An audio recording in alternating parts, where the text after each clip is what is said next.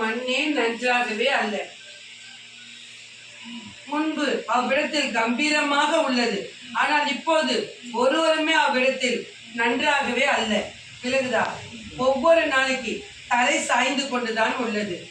அவ்விடத்தில் சங்கடமும் சஞ்சலமும் தான் அதிகரித்து உள்ளது. ஆமல்லையா?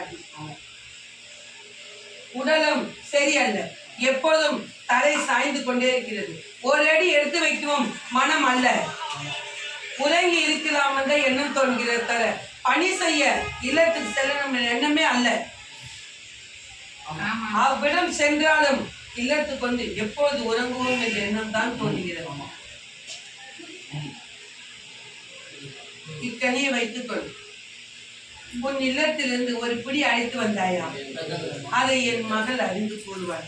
ஏனென்றால் நான் கூறினால் உனக்கு விளக்கம்